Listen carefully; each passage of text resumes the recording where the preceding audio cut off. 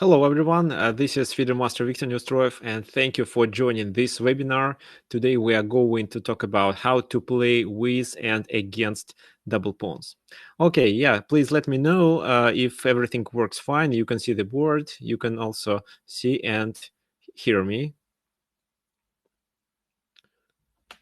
Okay, looks like everything is fine. Okay, guys, by the way, where are you from and what's your chess level? I mean, what's your rating on chess.com, for example?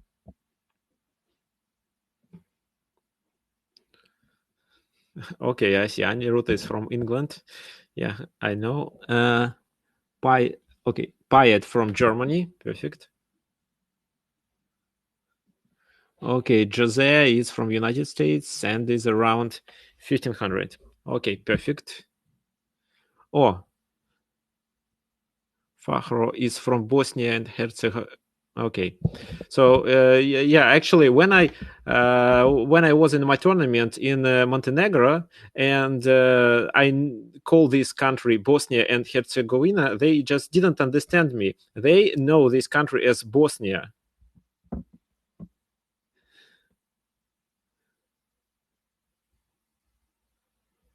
Okay, fine. Okay, we have 10 attendees today. Okay, good. So, guys, before we start the webinar, what I want you to know. So first, I created a new video on my YouTube channel. It's about the ways to defend your position. I'm sharing 3 tips about how to defend your positional, and I'm using the example of Can Sicilian. So you can watch it here if you need the link here on my YouTube channel. And for example, this is the link for you. Wait a sec.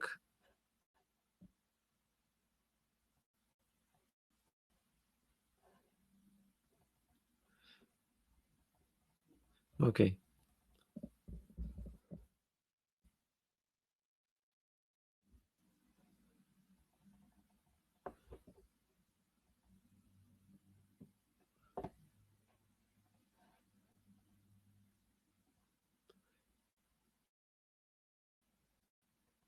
Yeah, I'm trying to share this link with you.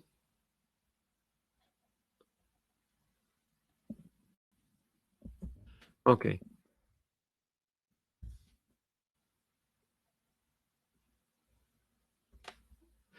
Yes, you can also find it. You can also find it on. Yeah. Okay. Looks like there is something wrong with the chat today. Oh. This is what I can do. I can do like this.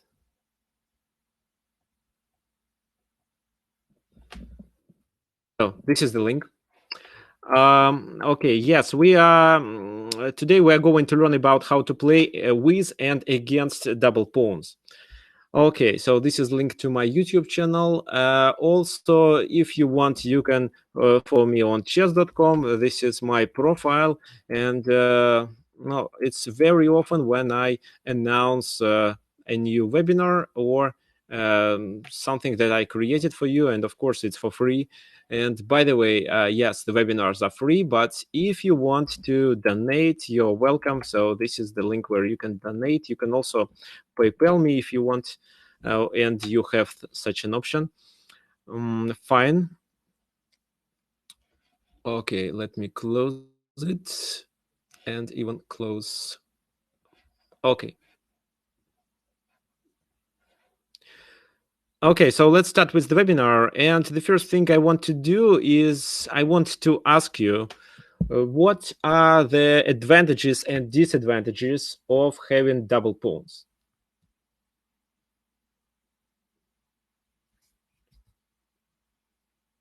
So in what cases it can be considered as the advantage of a certain position, and in what kind of a position double pawns are usually weaknesses?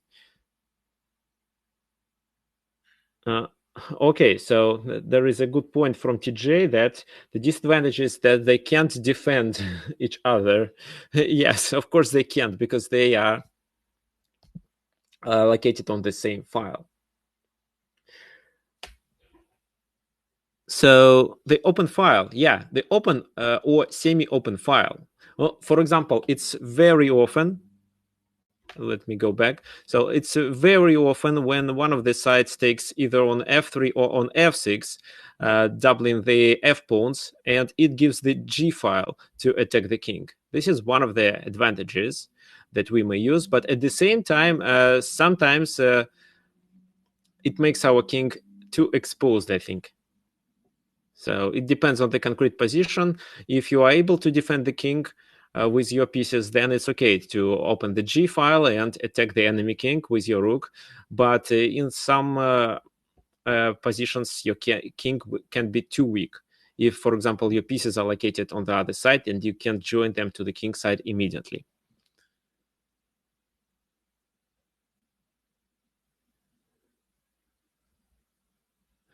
Okay, so double pawns are usually the objects of the attack when they are isolated, like it is here. For example, if we go back, if, for example, we just get the h pawn to g3, it doesn't really affect the position much because even if the king is castled to the king side, it's unlikely that black can use the h file to succeed in this king side attack. So, but if the pawn is here, but there is no f pawn, then these two g pawns are considered. So, if there is no f pawn and this pawn is here, then these two pawns, g2 and g3, are considered as isolated pawn, and they can become the objects of the attack. That's true. And there is one more advantage or one more benefit of having double pawns, and we are going to analyze this benefit in the fourth game or in our today's webinar. So it will be number 4. So today I'm going to analyze 4 games fragments, and I'll give you 2 exercises to complete. So it's a good notice from TJ. In the Italian game, the c4 bishop often exchanges with the bishop on e6, giving black double e pawns. But so I think the main idea to get rid of the f pawn in Italian game is to use the open file and to put the pressure on f2, because usually the dark squared bishop is located somewhere here on c5, b6, or a7. Okay, fine. So yes, you are absolutely right. Let's analyze the game. The first game we are going to analyze is the game played between 2 Soviet players. One of them is a famous one. His name was Mark Taimanov. He was a grandmaster, and actually he was the creator of Taimanov variation in Sicilian defense. The guy who played with black pieces was Alexei Suetin. He was a Soviet master. So c4, knight f6, knight c3, d5. So here white gives up the center, but at the same time, white is developed slightly better, and then he wants to attack the center. So c takes d5, knight takes d5, g3, c5, kind of a risky move, but usually white can allow this move like c4, c5, because white plays with extra tempo. Black plays without a tempo. That's why he'd better play something more solid. Bishop g2, knight goes to c7, d3, and knight e6. So here, the key idea, maybe not the key, but one of the main ideas of English opening is to capture this knight on c6 with the bishop to double the pawns and then to somehow attack them. Yeah, knight c6 is not so good. But what to suggest? I think e5. e5, bishop e7, castle king side. This is what I would suggest for black.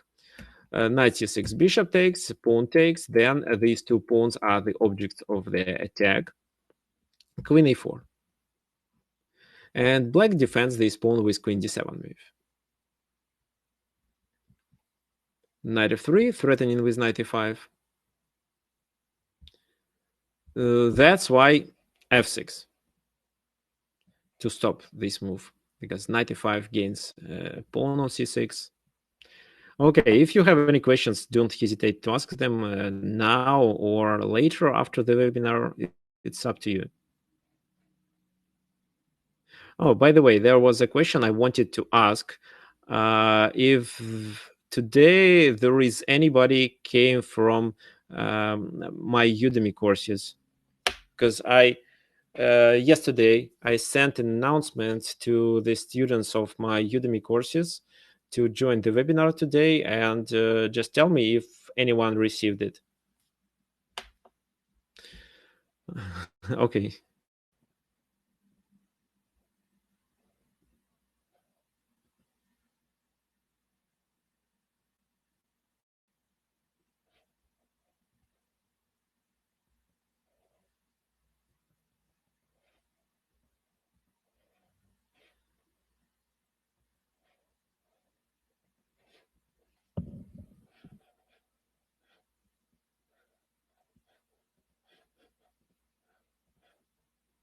Okay, coordinates, like now you can see the coordinates.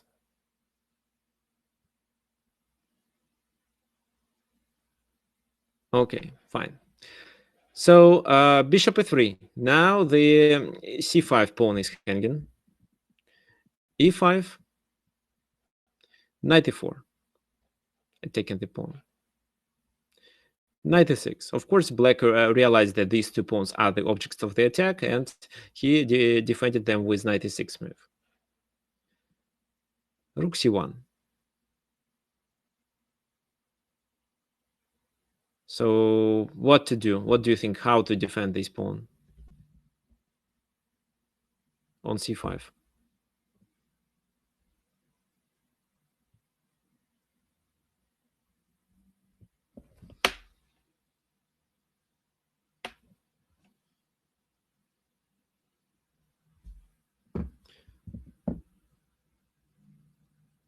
No, so the c5 pawn is hanging now. What black can do? What do you think? Knight d4? I'm not sure if knight d4 works.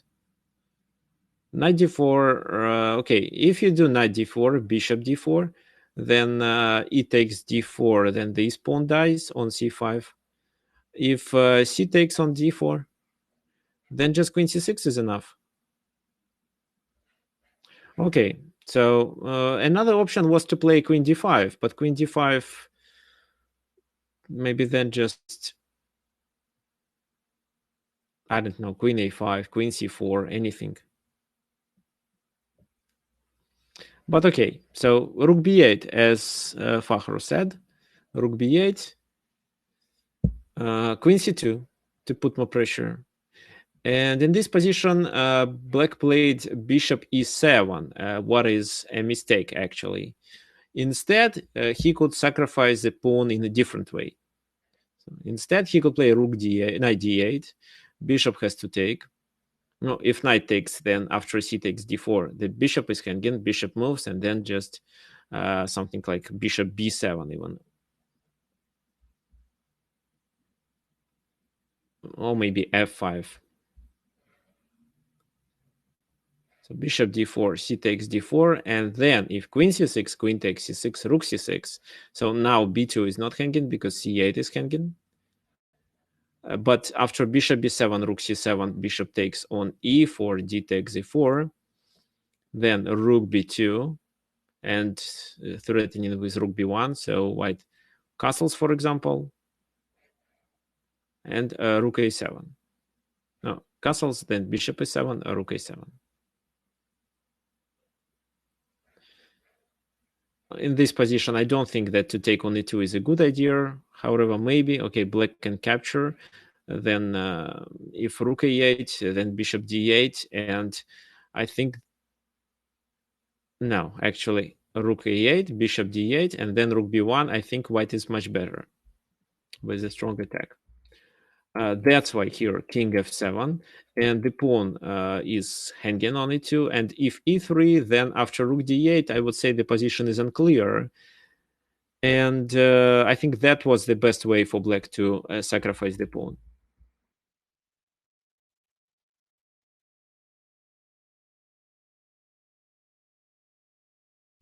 Why not to play rook a2 in this position?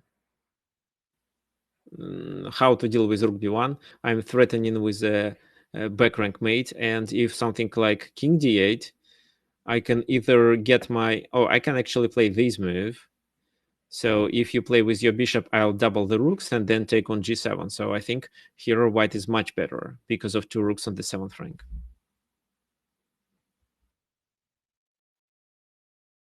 Okay, fine. So anyway, that was the best way for black to sacrifice the pawn by playing knight d4.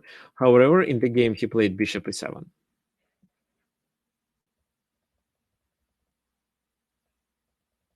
Of course, knight c5, bishop c5, bishop c5, knight c5, queen c5, and rook b2. What do you think white should do? Should white take on c6 or not?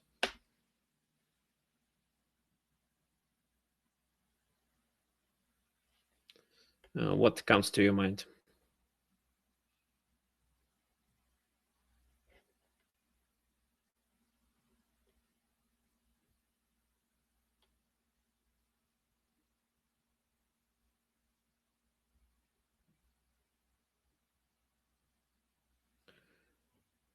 Pick up beat. Okay. Take. No, it's not a loss of this rook. So queen c6, queen c6, rook c6, rook b1, king d2, rook takes h1, but rook c8. And the h8 rook dies.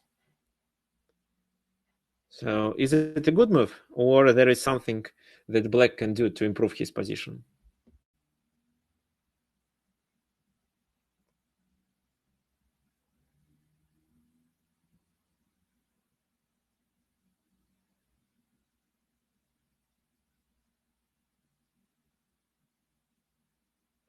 Okay, so right, TJ is correct. Instead of taking on c6, what leads actually to a bad position for white because of queen takes c6, rook takes c6, the bishop is hanging, but either bishop b7 or king d7 that I like most. And then the rook has to move, and it's better for white to go with the rook back, otherwise rook b1. Rook takes a2, then bishop b7, and I'm sure that black is better. Not a winning position, but it's obvious that black is better.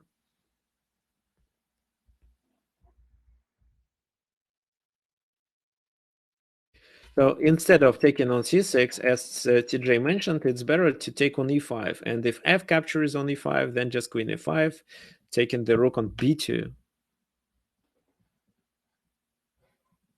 So that's why after knight e5, he played queen e6. Then queen c6, queen takes c6, and knight takes on c6. Well, of course, rook c6 is a bad idea. If we take with our rook, then what do you think can be played?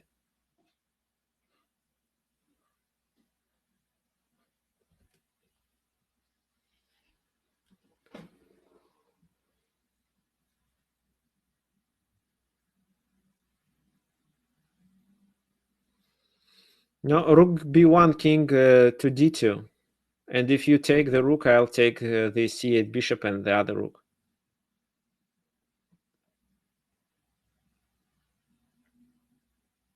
No, either bishop h3 or bishop b7 here.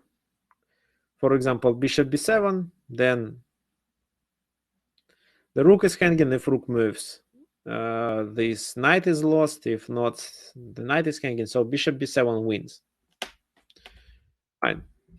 So that's why knight takes on c6. And bishop h3 was played in the game. If rook a2, what do you think? Is it a good move actually to capture the rook or to capture the pawn with the rook?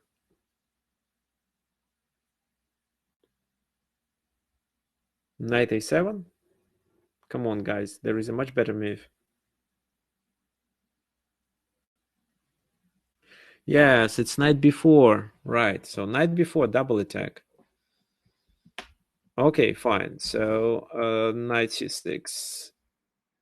So bishop b7 is a possible move in this position, but in such a case, maybe just castle.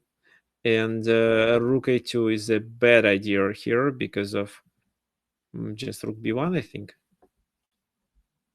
with rook b8 idea. Okay, so it's not a good choice. Bishop h3 was a better option to prevent white from castling. f3 to get the king to f2. Castle, king to f2. Now with the idea to play g4 to trap the bishop on h3. Rook e8. Now the e2 pawn is hanging. Knight d4. Rook takes a2. How would you play in this position? What do you think?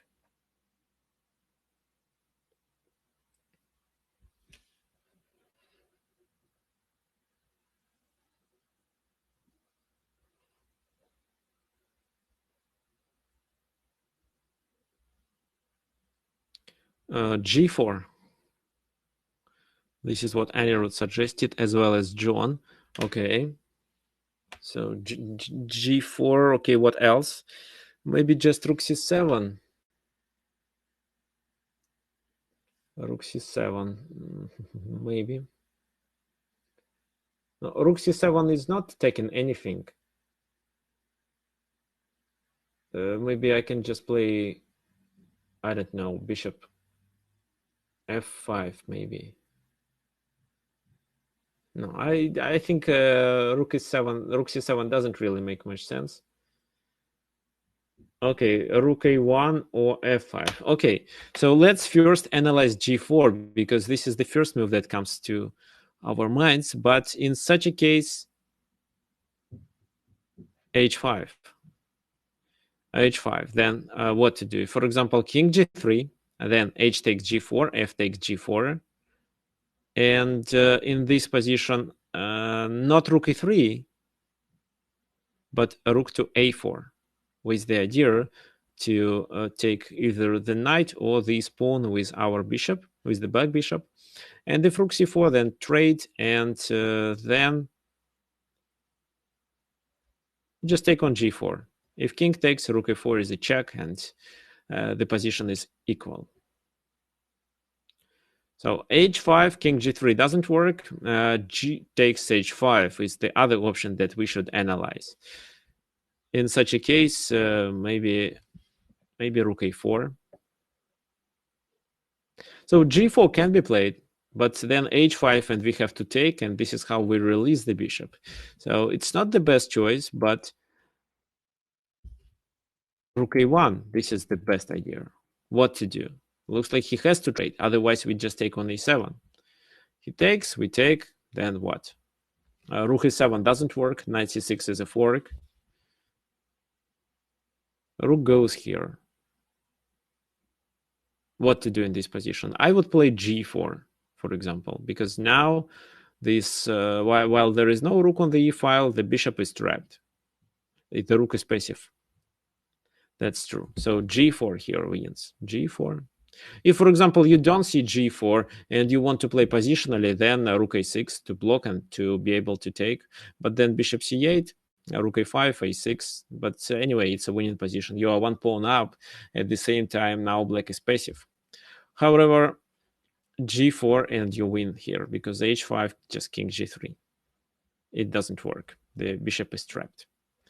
Rook d8, fine, just e3. Yeah, the bishop is trapped, everything is protected. If something like that, then maybe knight c2 is okay.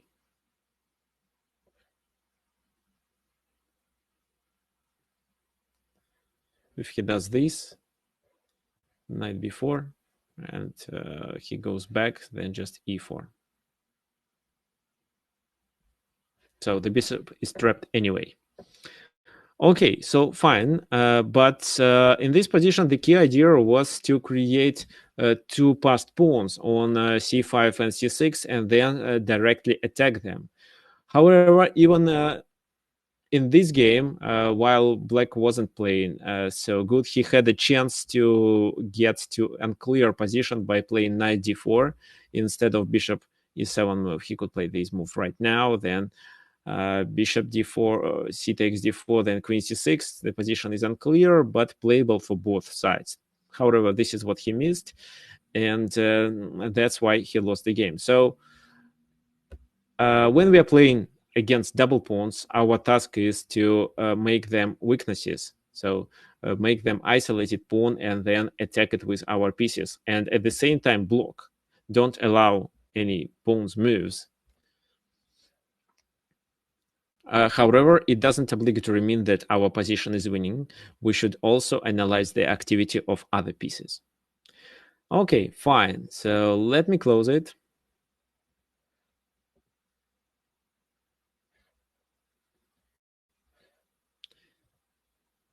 And I'm going to open another one.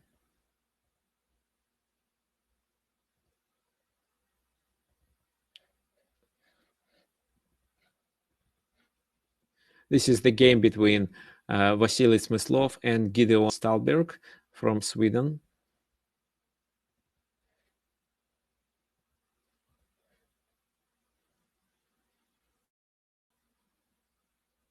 Yeah, of course, worse position doesn't mean lost.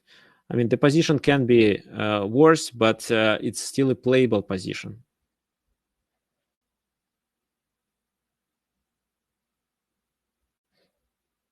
And if one of the sides makes a mistake, the other side can equalize or even win.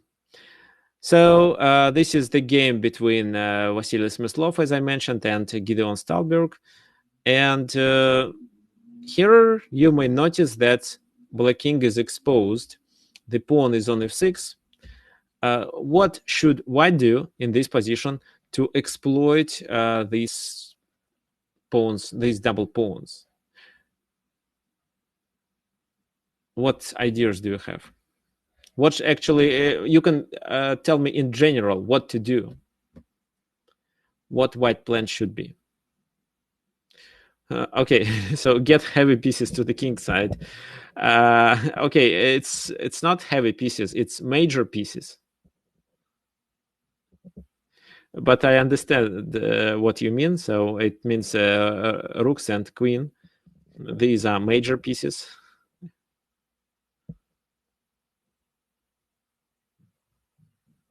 And knights and bishops are minor pieces.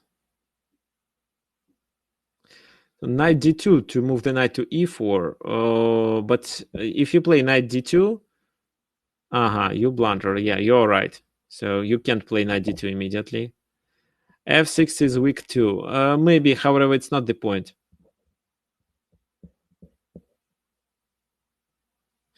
Fahro suggested e4. I mean, rook e4. Okay, that's the move that deserves attention. However, if this move is played, then what if f5, rook h4?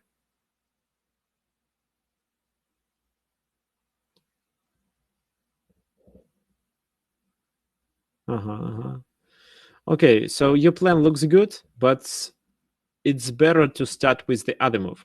Okay, so first, what should I say about this position? Of course, it doesn't mean that these pawns are weaknesses. They are not. Maybe f6 can be in some variations, but the main idea is to start the king side attack with our major pieces or with our heavy pieces.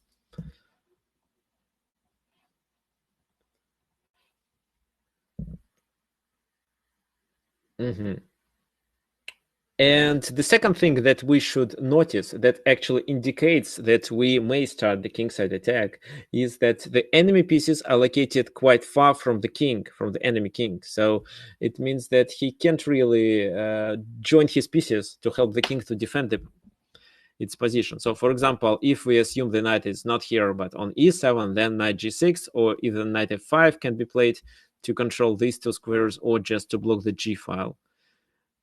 If so, then I would say we should play positionally. But now, when the king is exposed and there are no pieces that can help him to defend, we may start a king side attack.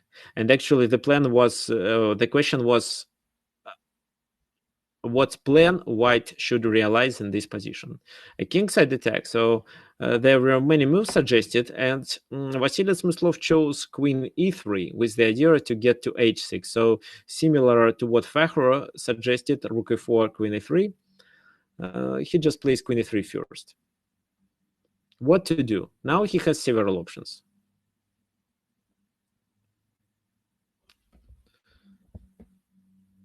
So let me quickly check what happened in the game. Okay, so I'm right.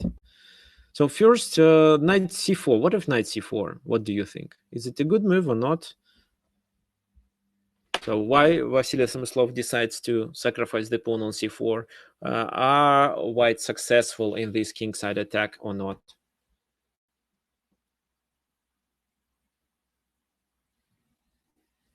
So right, queen h6.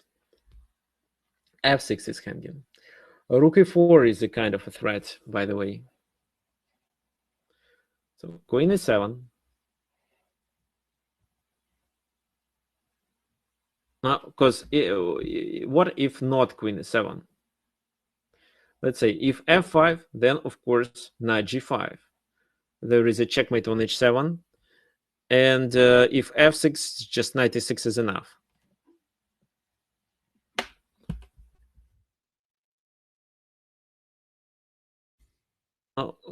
King h8 doesn't make sense. We just take on f6 with a check and continue the attack. So that's why queen e7 is a logical continuation. After that, how would you play?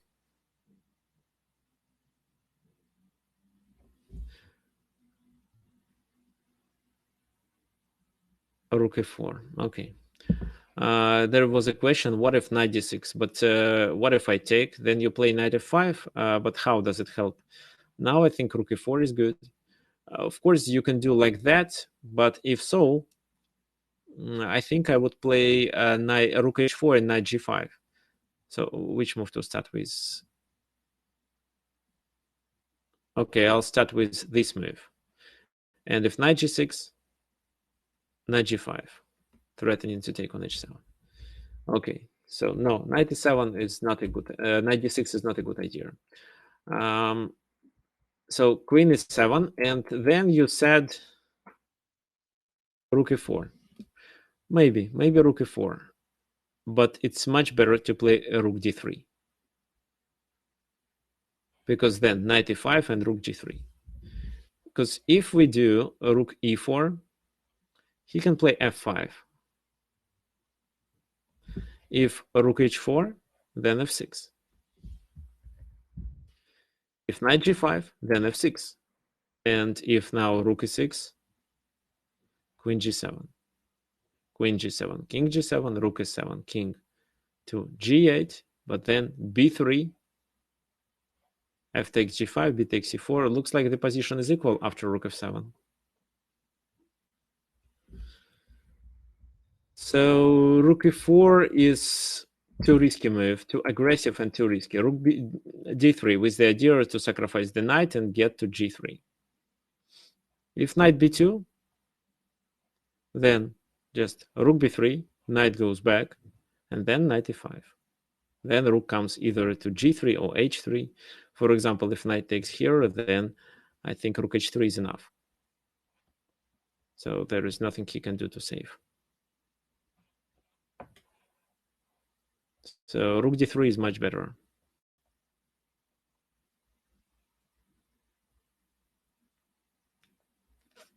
Fine. So to take on c4 is a mistake because of queen h6 and then rook d3.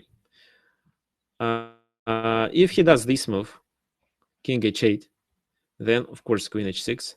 But now knight d6. What do you think? How to continue for white in this position? Well, knight h4 immediately doesn't really make much sense. You'd better first get the rook to the third rank and then play it.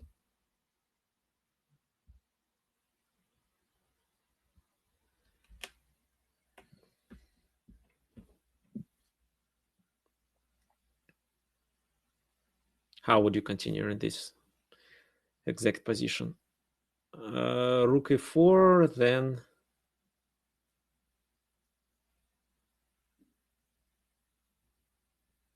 okay, rook e4 looks good.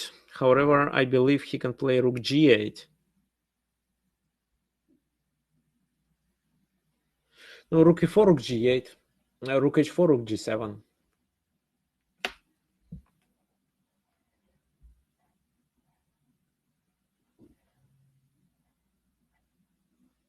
And what then?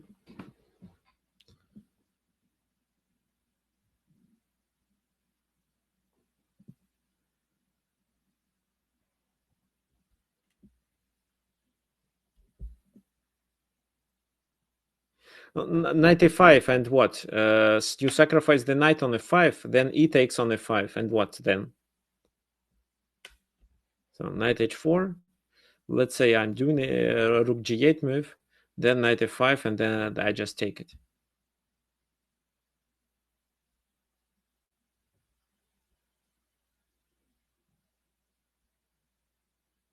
When the queen is on e7. This is what you mean. No, rook d3 is better when the queen is on e7, but maybe knight h4 could work in that position. Okay, so here after knight d7, we should play d5. Let's say c takes d5, c takes d5, and if e5, then we do knight h4, knight comes to f5, and so on. And then we can make a rook lift, because the g7 is covered, so he can't really protect the h7 pawn in such a case. Moreover, we have more options with d6 and maybe even knight e7 if needed. So if e takes d5, then a knight comes, then rook e7 first, and then knight h4.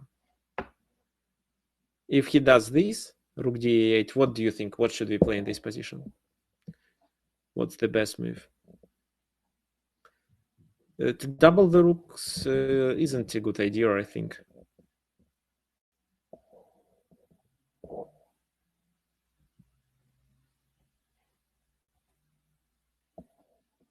Knight h4. Knight h4. Rook e7, knight f5, rook g8, knight takes e7. It doesn't really win anything. Maybe then you can capture on d5. Oh, if to play knight to f5, then you'd better start with knight d4, I think.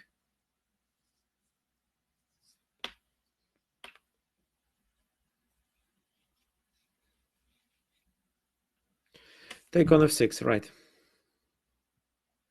Queen takes f6, knight takes f6, rook takes c7, and then because of the control over the 7th rank, white wins. We can make a few more moves. Then the king is chased and f7 dies. White is winning. Or d5 pawn dies. So king h8 isn't a good move, but why not king g7 to protect the h6 square?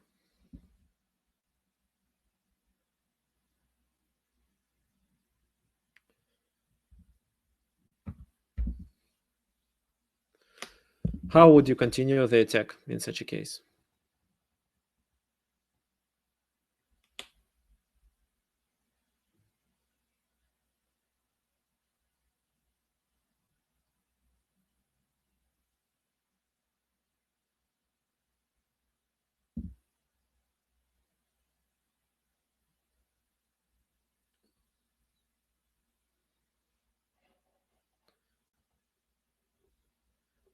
Any ideas of what you can do with the king on g7, how to continue the attack?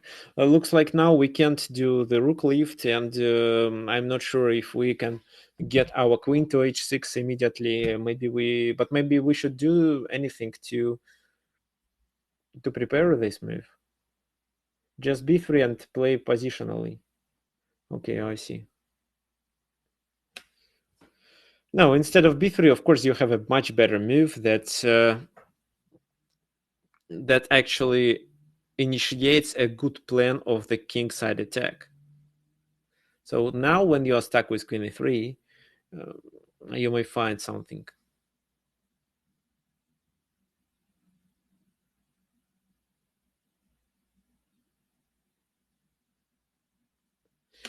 Okay. So 95, it takes 95, right? The idea of this move is to get the knight to g4 and then queen h6. If he takes, then queen g5, of course, king h8, queen f6, king goes here,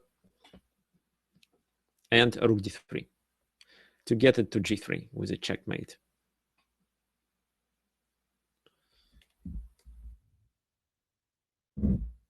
So looks like he can't take.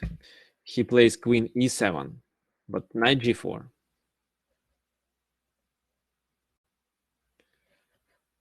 Rook g8. How would you play then? Queen h6, then maybe... If you play queen h6, then king h8, I think. Knight f6. What's the idea of knight? Knight f6 after. Okay. So you want to say that queen h6, king goes to the corner, then knight f6, threatening with a checkmate on h7. Okay, you gain the pawn, but then I play rook g7.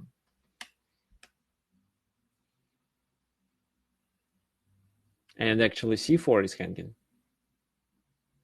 You may play b3, and I think your position is better, but there is a much better way to play.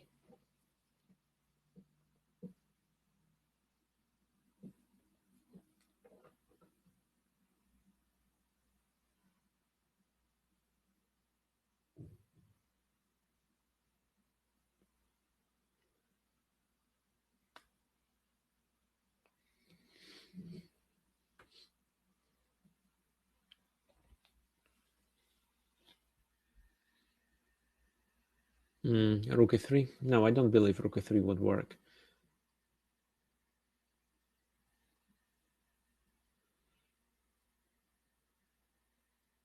Rook e3, you blunder on g4, actually. The knight is hanging. If the king moves to the corner, the knight is hanging on g4. It won't work.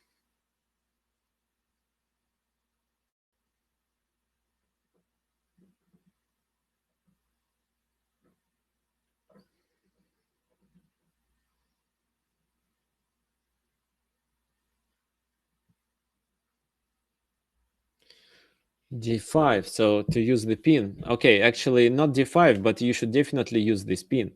Knight h6 with the idea to play knight f5, or knight takes g8.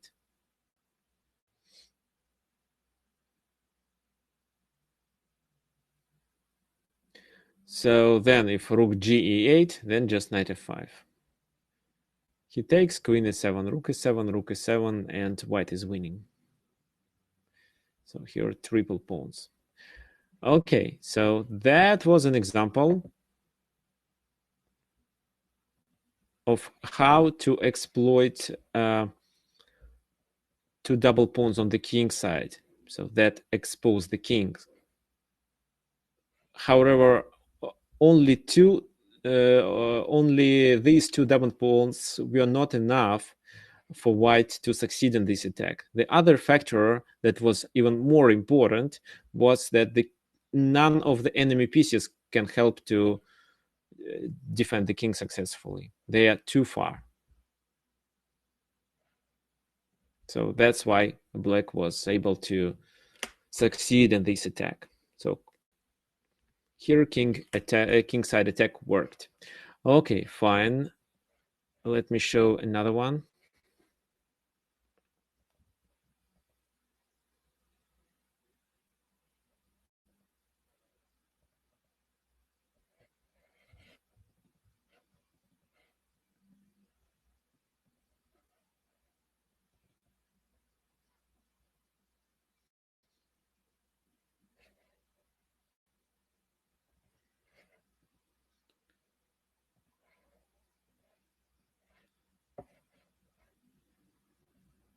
Okay.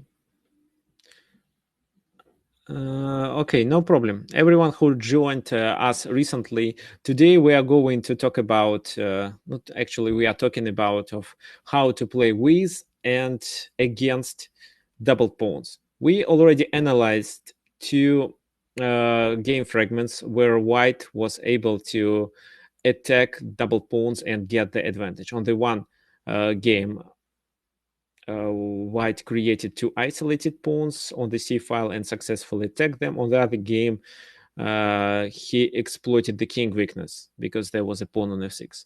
Like it is in this position, you see the g pawn is on f3, the king is exposed. However, what do you think? Who is better in this position and why? And is it actually a disadvantage, or we can call it even a benefit? No, I mean, having these two pawns on the f file, is it the disadvantage or advantage? What do you think?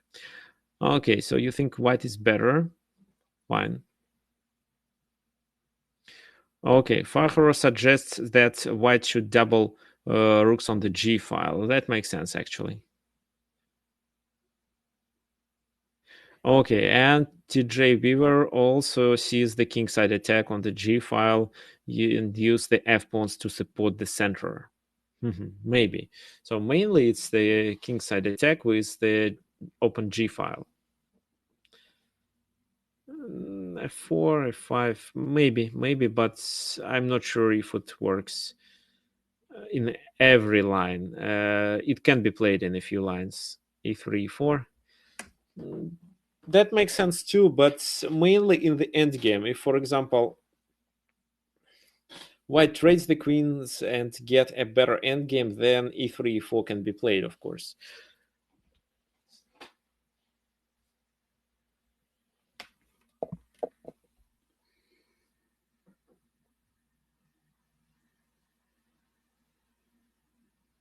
By the way, guys, if, for example, you missed the webinar or just a part of the webinar, you can later watch the recording of this webinar on my YouTube channel.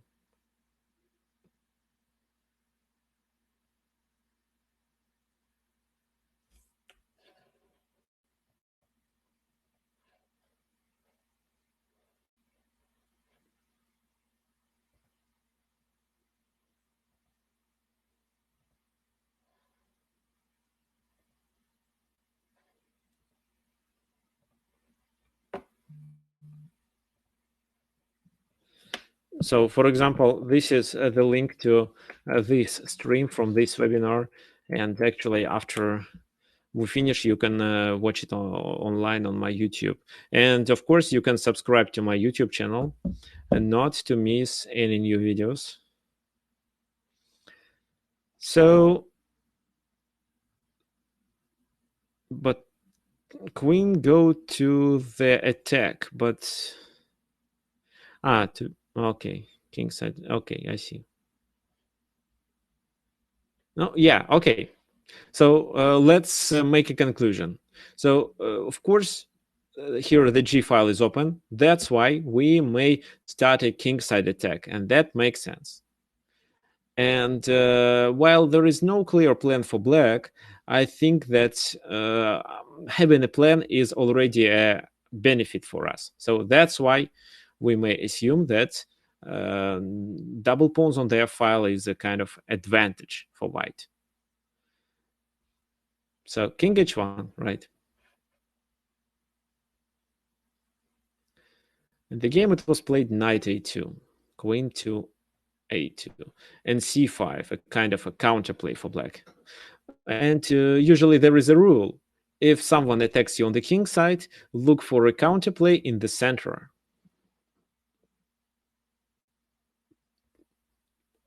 Rook g1. He takes on d4. So here, which pawn to take with? What do you think?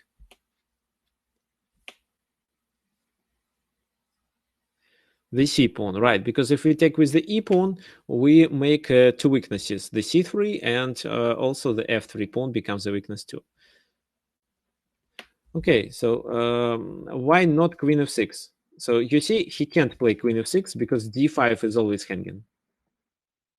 While the queen is on this diagonal, d5 is hanging, and queen f6 doesn't make sense. It doesn't attack the f3 after white captures the d5 pawn. So rook fc8, rook g3. Now the f3 is protected and queen f6 no longer makes sense. Rook c3, rook ag1. So he sacrifices the bishop. If he takes. Then, of course, rook g7. Oh, if king f8, it's obvious. We just capture the rook on the 8 square. But if king h8, how to play then? What do you think? Queen c2. Yeah, either queen c2 or queen c2 is not the best choice. I think queen b1 is better. Why? Because then, for example, queen a3, and you can just play queen b6, threatening with a checkmate on h6. When the queen is on c2, you don't have this option, while the c6 square is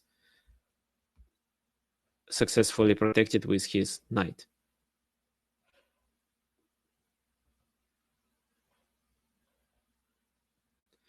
That's why he doesn't take.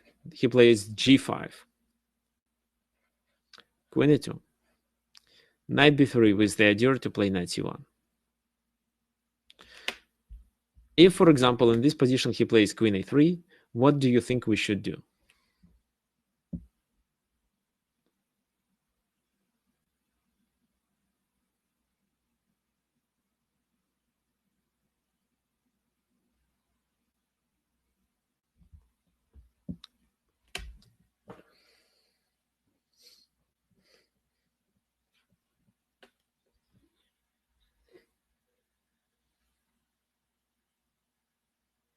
f4.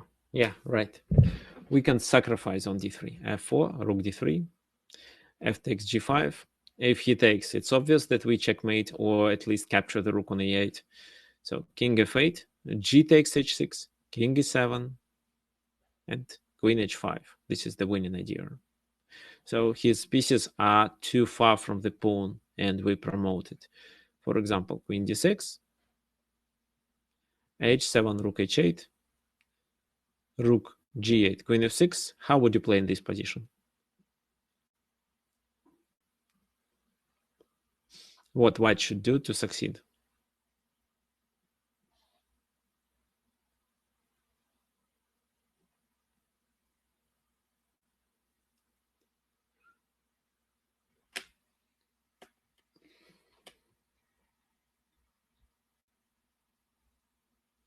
Rook. I'm not sure. Maybe queen f2 in such a case.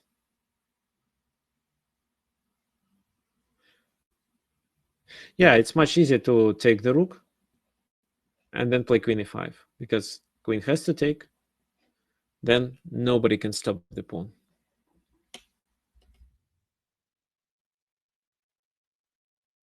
So queen a3 actually doesn't work. Knight b3.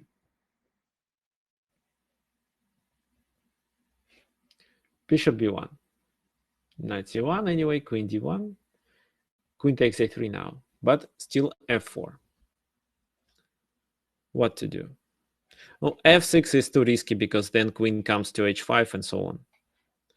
That's why he plays queen b2. Queen h5. What to do now? What if black captures on b1? Do you think it works? So let's say queen takes b1. How would you play in this position?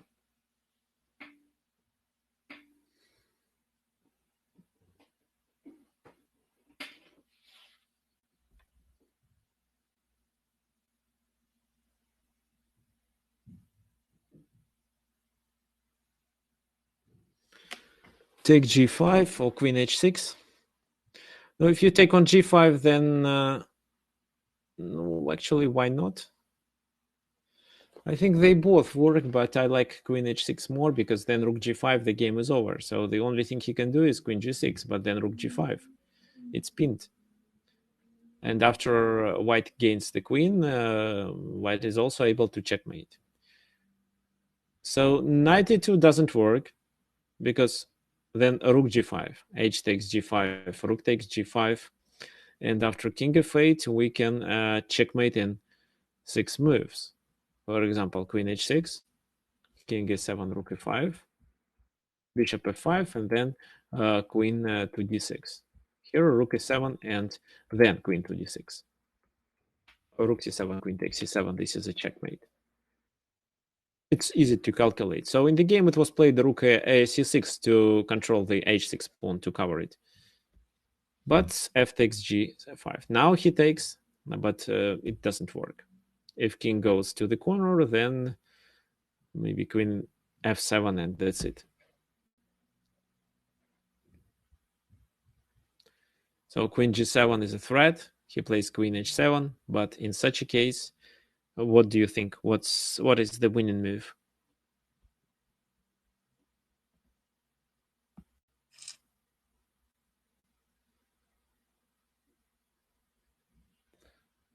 Okay, not rook g8, but rook g7, because now queen has to move and then rook g8. Like that.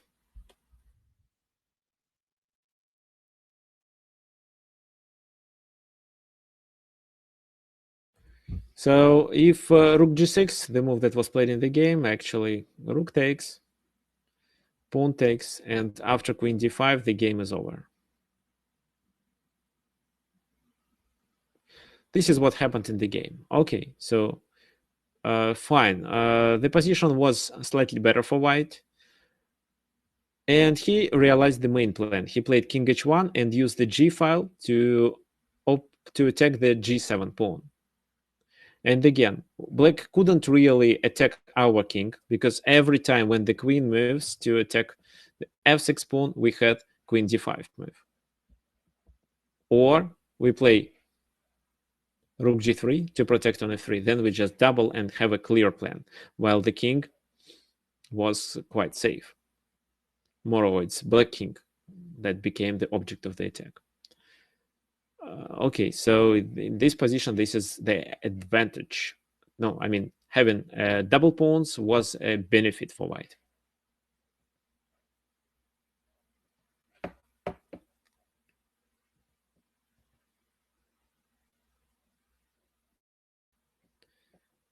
And the last fragment that I want to show you before we continue with exercises, there is one more game, one more fragment that I want you to show, because these game fragments reflects another kind of advantage of having double pawns. So here, two pawns are doubled, the c3 and c4 pawns. However, white is considered to be better in this position. So try to think and tell me why white is better and what white plan should be.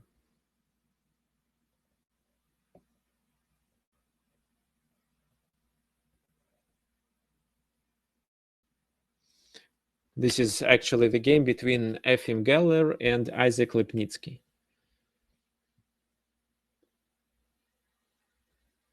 Bishop h6, f4. So you think the key idea is to exploit the weakness on the dark squares. However, I don't like your bishop h6 move. So Fakhro, think about this move, bishop h6, and answer why this is a wrong move. I'm not sure if it loses immediately, but I don't like it.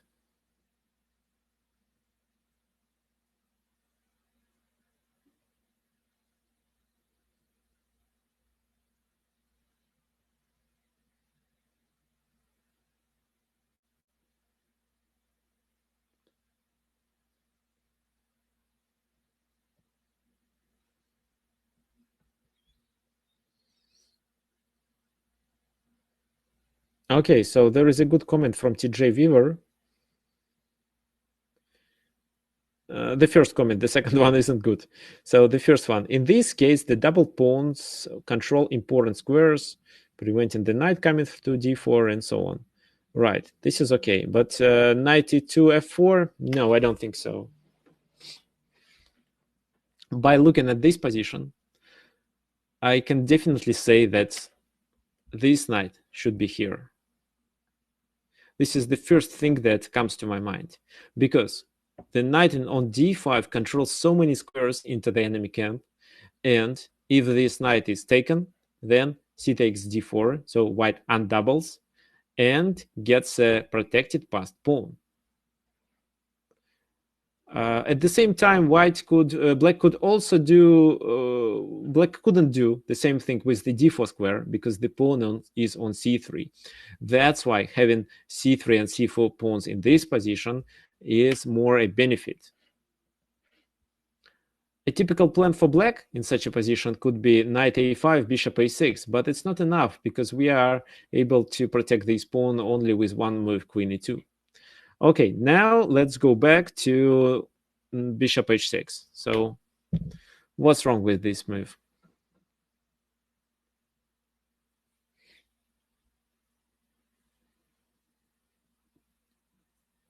No, looks like g5 won't work because queen comes to h5. But it's not doing much. I can play just queen e7, then f6. Maybe castle even to the queen side. So there is nothing to exploit. You played this move because you wanted to stop me to castle king side, but black doesn't really want to castle king side. No, g5, queen h5, no. Either knight f5 or queen h5. I think it's too risky. Too many squares are now weakened, and the bishop cannot be trapped. Okay, so queen e2. This is the first move. Queen e7, rook d1, bishop b7. And then what do you think? Why these moves were played? What's the original idea? It's just a preparation. For what? For knight f1, e3, d5, right. Knight f1, castle queen side, knight f3, knight a5, knight d5. If he wants to take on d5, he'd better take it now. But he plays queen d6. And after rook b1 move, white rook gets to the semi-open file with the idea to put some pressure on b6 later, maybe to push the a pawn. And for some reason now black makes a mistake. He decides to take on d5, which is actually a mistake. Maybe he doesn't want the knight to stay there for some reason. It's annoying actually to have the knight on d5 and cannot and when you can't do anything with this knight. It's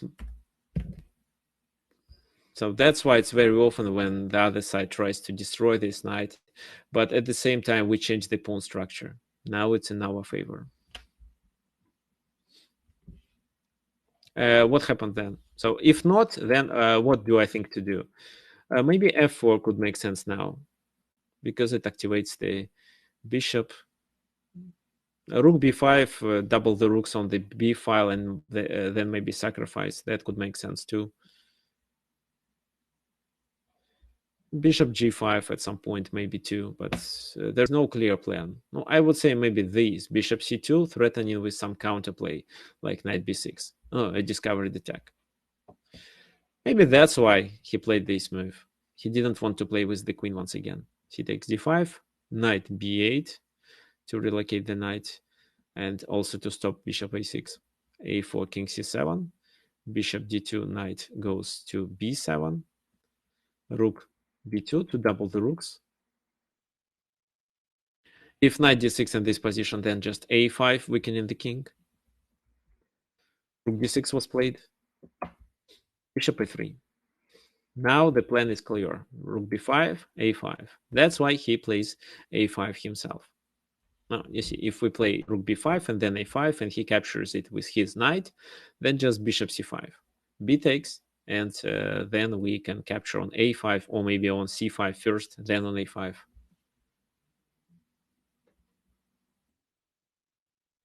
So rook d6, bishop a3, a5, bishop a6, with the idea to play maybe queen b5, take on b7 and take one of the pawns.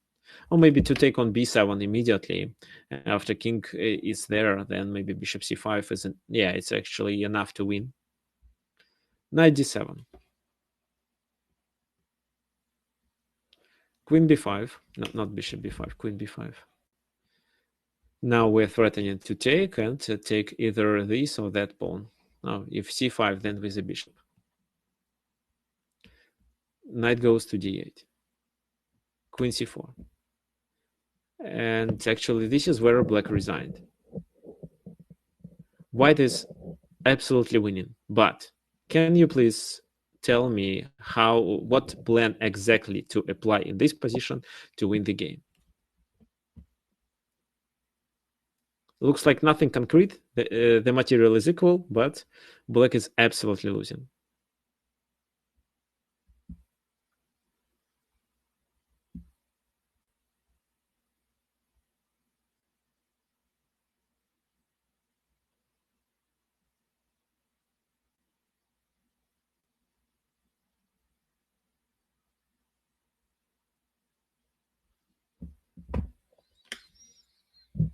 F4. Now F4, F6. At least F6. Maybe there is something better.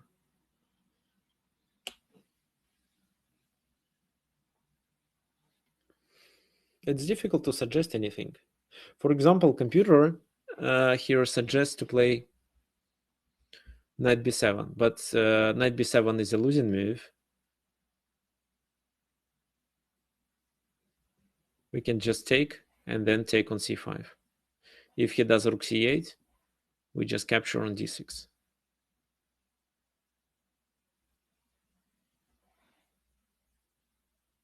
Now I can show you. Bishop c5.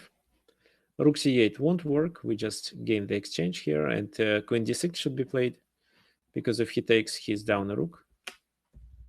If queen takes on d6, we just simply move the queen, and maybe queen d3 or b5, and we are up the exchange and one pawn.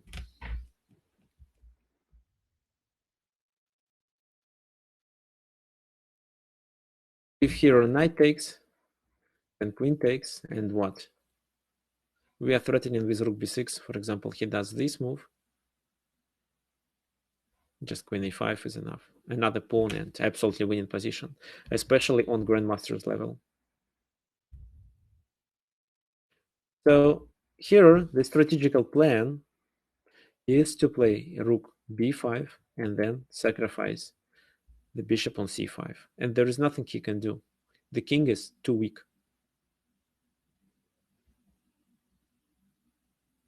Now let me make a few more moves. Rook b5. Sorry. Rook b5. Let's say h5, maybe bishop c5 here. Knight c5. Actually, it doesn't really matter what he takes with. Rook c5, b takes c5, queen takes c5.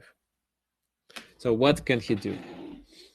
If knight c6, then rook b7 is enough. If king moves here, then bishop c8 is a checkmate. So you see?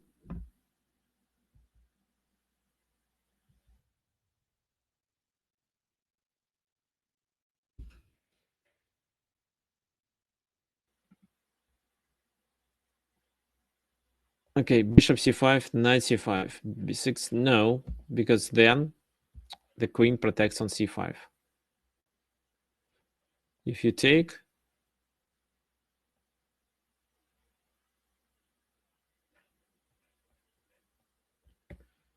looks like black is pretty safe. So no, only rook b5 and sacrifice on c5. But the problem is that he can't really do anything to save the position. Okay, fine. So let's sum it up. Here, actually, having the c double pawns wasn't a disadvantage. It's more than it's more an advantage for white, because white can simply get the knight to d5. So I would say that if we, for example, get rid of these two knights, I would say that black is better, or maybe it's about equal, but definitely not white who is better. But with at least one knight that can get to d5 and improve the pawn structure, I would say white is definitely better. So here the idea was to get the knight to d5, and in case if he takes, we undouble the pawns and get a strong attack on the queen side, if the king is there. If the king is on the king side, at least to get the knight to d5 works. Now, what should black do from the start? No, I think it's okay. Not this. Maybe this was okay. Maybe not to take on d5.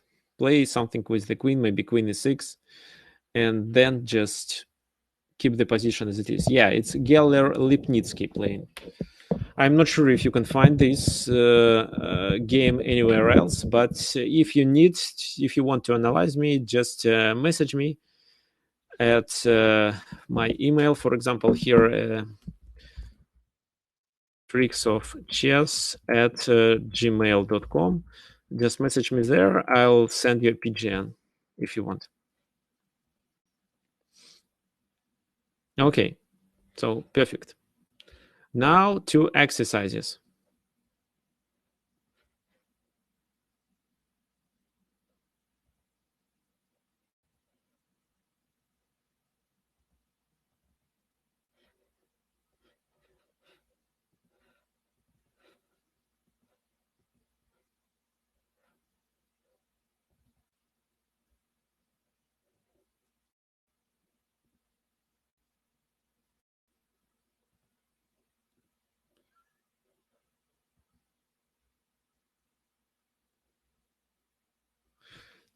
So this is the first one.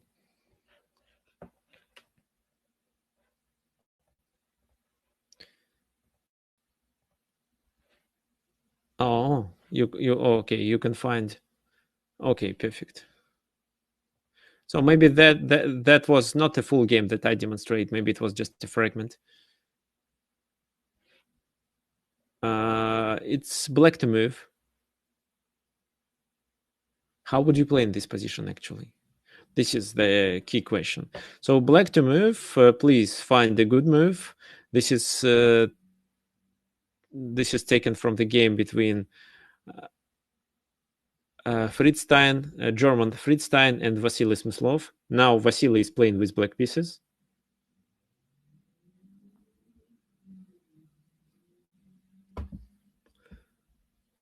No double pawns for now, but what do you think black can do to be able to get the advantage here?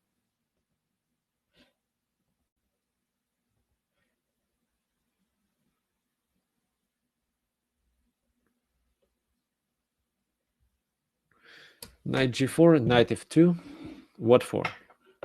So let's say knight g4, then h3, knight f2, queen f2. Then bishop c5. And if I play this move, I blunder the rook. That was the idea. But actually, here I can just take on b7. Knight d1, rook d1. Wait, knight d1.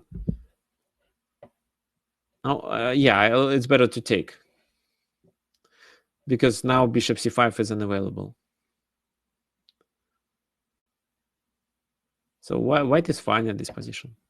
So it's not this move. It's not knight g4. That's a different move. So queen d5 is another suggestion. Queen d5, knight takes b7.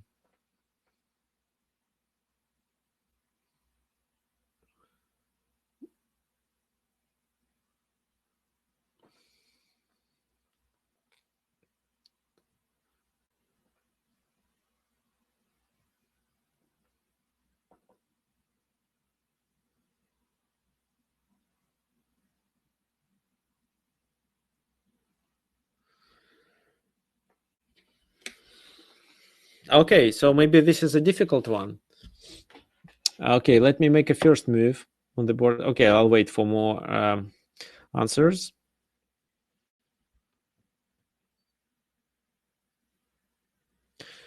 Bishop a8. Okay.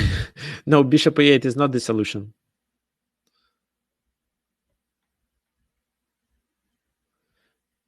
Okay, not queen g6, but bishop f3. Okay, Fakhr, what's the idea of bishop f3?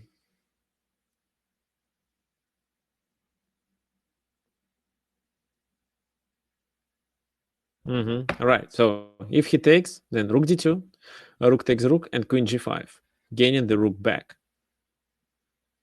So queen g2, queen takes d2. Materially, the position is equal, but it's obvious that black is much better. For example, knight c4, queen d4. So here, two double pawns are isolated, and later they can be exploited, and black can get real chances to win the game. However, there is another question. What if they don't take? What if, let's say, they play knight c6? Fakhr, how to play then after knight c6?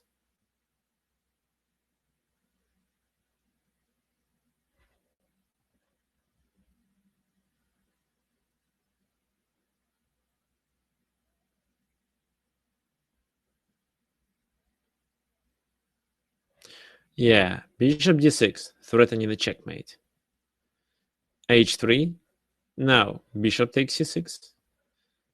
Bishop takes c6 and queen e5. Checkmate, and the b2 pawn that is hanging. Oh, this is how black can get better. Fine, okay, so we're done with this exercise.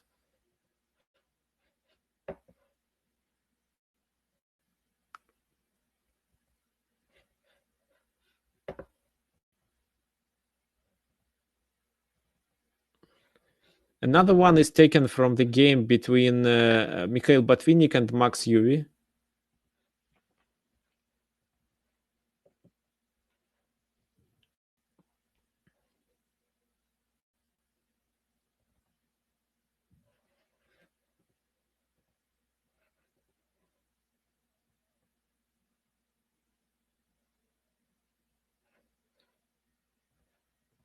Wait, maybe did I show this one?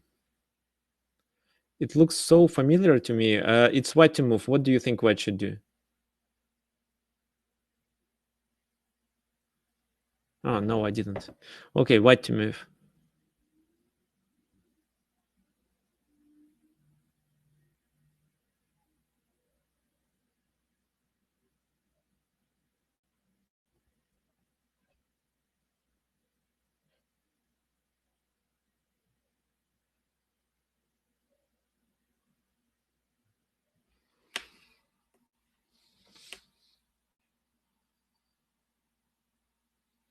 Queen g3.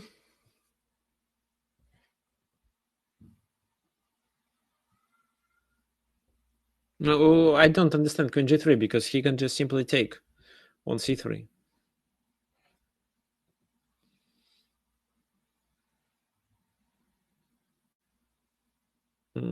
Queen f7, what do you mean? Take the queen? So queen takes queen, knight takes queen, and what then? So, okay, so you guys suggest this, and then what?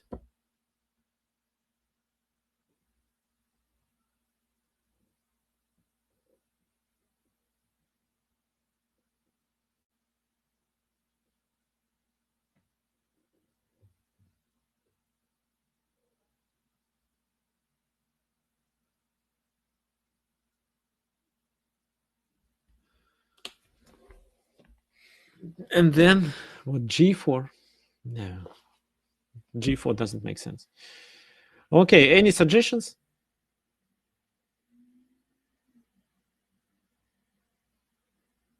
Queen. What? What queen h6? When? It's a blunder.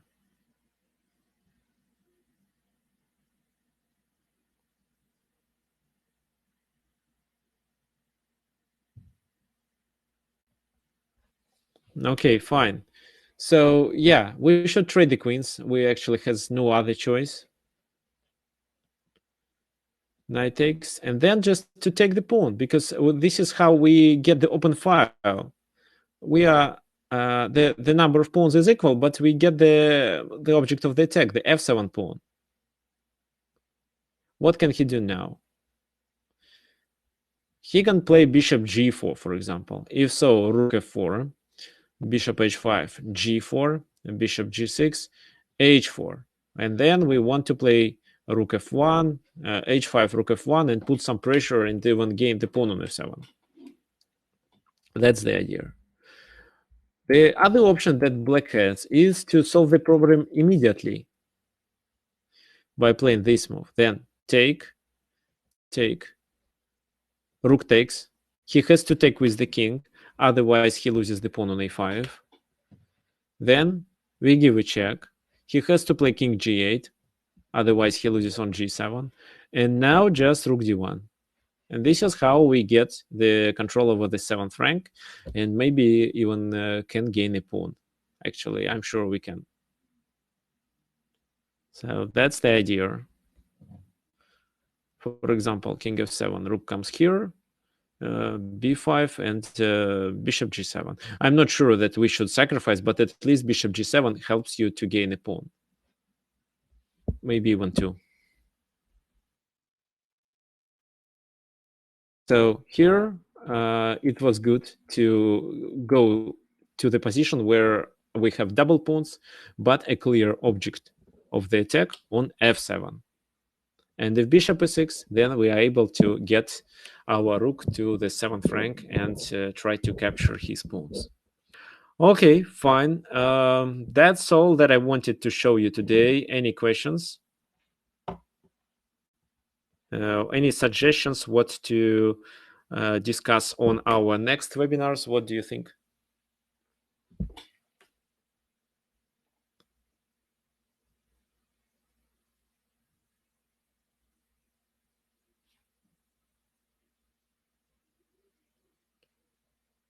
How to realize the end games? Okay, so I see what you mean. Yeah, I should definitely make a webinar about the end games. Okay. Yeah, I sometimes have problems with the end games. I prefer to checkmate in the middle game, actually. Okay, guys, thank you for joining the webinar. Thank you for attending it regularly. So don't miss my new announcements. Maybe the next one will be a simultaneous exhibition, or maybe the one after the next one. So if you want to, the webinars are free, but if you want to donate, by the end of the webinar, you will be redirected to the page where you can donate by becoming a patron. Okay, thank you.